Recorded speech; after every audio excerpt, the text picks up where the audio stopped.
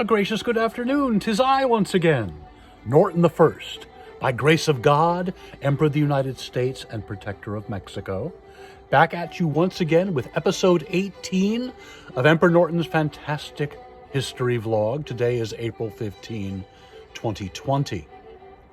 A little announcement once again, for those of you who didn't catch it last time. Now, there is no official commemoration of the great 1906 San Francisco earthquake and fire at Lotus Fountain, as we usually do every year for obvious reasons, this pandemic that's going on.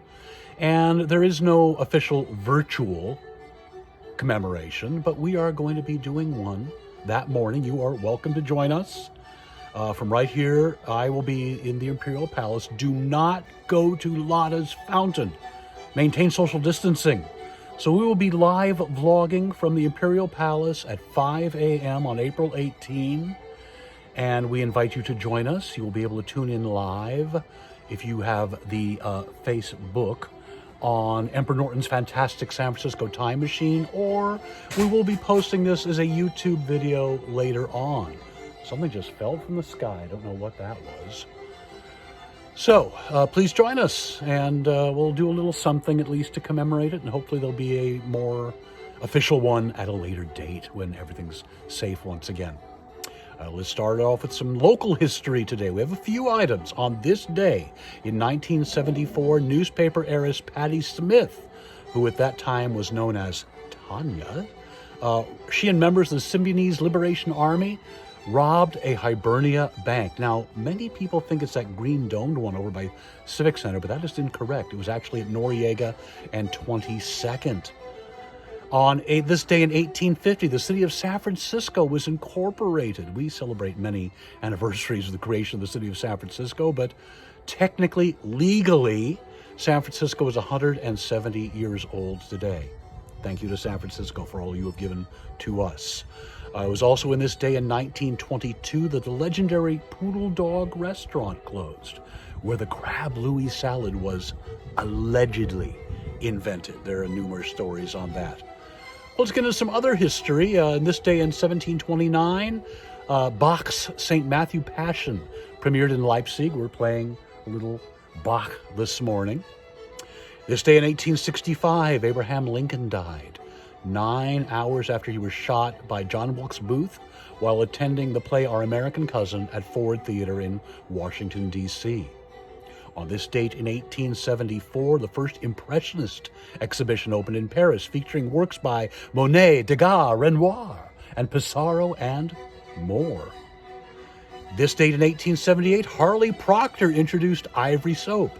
It floats. This day in 1892, General Electric Company was formed by a merger of Thomas Edison's General Electric Company with Thomson, Houston Electric Company, arranged by the financier J.P. Morgan. They were incorporated in New York. Don't tell Tesla. On this date in 1912, the Titanic sank at 2:27 a.m. off Newfoundland with a loss of between 1,490 and 635 people. We still talk about it to this day. 1945, on this date, the British Army liberated the Nazi concentration camp at Bergen-Belsen. 1947, Jackie Robinson becomes the first African-American to play in U.S. Major League Baseball for the Dodgers, but we'll come back to that. 1952, this was the maiden flight of the prototype of the B-52 bomber, and some of them are still flying to this day. 1955, Ray Kroc opens his first McDonald's in Illinois. 1958, the first baseball game in California was played between the San Francisco Giants and the LA Dodgers, with the Giants winning 8-0, as it should be. Sorry to all of our LA friends. Speaking of baseball, in this date in 1975 was the first appearance of the San Diego Chicken. This day in 2019, the Cathedral of Notre Dame in Paris caught fire.